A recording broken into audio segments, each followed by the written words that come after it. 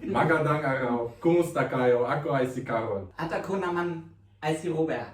And I am Rowie, and welcome Come to our channel. Good afternoon, guys. Today is not a good vlog kasi I'm sick. Parang nilalagnat ako kagabi pa. Nag-inom na ako ng paracetamol na galing pa sa Pilipinas, yung mga dala-dala kong paracetamol. And today magluluto ako ng chicken soup para sa aking lagnat. And I hope na gumaling na ako kasi hindi nakakatuwang may sakit. Nag-measure naman ako ng temperature ko is 30, normal naman 36.6. 36.6, normal naman siya. Kaso, alam mo yung may feeling na nilalagnat ka sa loob na hindi nakakalabas. Ganun yung nararamdaman ko. Kaya, baka bukas, mag-work ako bukas sa kinaumagahan kasi ngayon is Wednesday, bukas is Thursday, and baka Friday mag-sick leave na ako. Kasi hindi ko, parang simula pa ito nung isang araw pa. Sorry. Nung isang araw pa to. Kaya, kailangan ko munang magpagaling bago ako magdara-diretsong mag-work. Kasi ang hirap kapag nag-work ng parang half lang yung concentration mo kasi may sakit ka.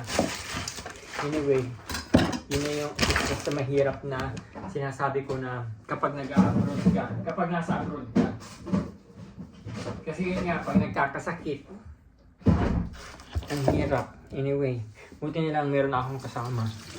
So, si Carol, siya nag-aalaga kay Flynn. Doon si Flynn natuturo sa kanya. Kasi sabi ko sa kanya, ayoko munang hindi naman ayaw, pero mas gusto kong pag diretso ko sa bed, wala na akong iintindihin ng Flynn na papalabasin kasi kailangang umihi. So, ilagay na natin ang ating mga ingredients. So, tapos lagyan natin ng chicken broth. Ang tawag dito para may lasa yung manok. Nilagyan ko siya ng bawang kaso yung bawang ko ilang piraso na lang. Pero okay lang yan, at least meron nakalagay na bawang. Ito yung soup, anong tawag dito, yung gulay na panghalo sa soup dito. May nabibili ka sa supermarket na especially for soup, for German soup. So yan. Tapos dapat siya may petersilie, kaso wala sa loob. Normally merong nakalagay kaya bumili ako ng hiwalay. Ayan. Tapos lalagyan ko pa siya ng luya. And I hope na masarap naman yung soup natin. Tapos lalagyan ko pa din ng pepper, ground pepper. Sabi ni Caro, lagyan ko daw ng laurel.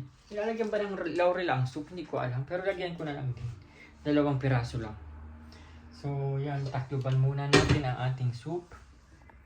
And then, habang pinapakulo. Tapos, yan. Hiwain ko na yung aking ginger. Lagay ko yung ginger. Daming ginger. Pero okay lang yan. Mas masarap nga yun para sumuot sa lalamunan ang soup. Hiniwa-hiwa ko na lahat ng mga ingredients. Hindi ko alam kung anong mga tawag dyan sa English. Kaya tingnan nyo na lang. Basta alam ko lang is carrots, petersilie. Pero hindi ko alam yung ibang tawag sa English. So meron tayo natirang carrots. Ibigay natin kay Flynn. Flynn.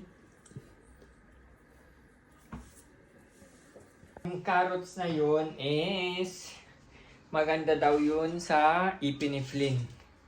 Para nahahasa yung ipin niya. Okay, yan. Hintayin lang natin kumulo and dun lumambot siguro mga 30 minutes.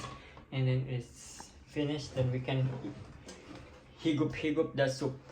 Na ang kinalabasan ng soup. Sarap din naman. And then gumawa ako ng aking sausawan. And then, syempre, meron ako kaninang biniling cheat day na Coke. 9. Yeah, dry stew. And then, yeah. Guten Appetit, Appa. Willst du auch Cola? Nein. Nein? Was sagst du, ja? Si Flynn, unang kaabang niya naman. Nein, Flynn. So, guten Appetit, Afam. Ja, goed. Kain muna tayo. Kain muna tayo. For sure, masarap ang soup. Parang magaling-galing na naman ako. Parang hindi natuloy yung sakit kasi uminom ako ng paracetamol kanina mga 3 hours ago. Tapos natulog ako. Medyo nawala-wala na. Pero ang napapansin ko every hapon, every afternoon, lumilitaw siya, nailalamig ako. Ninghina.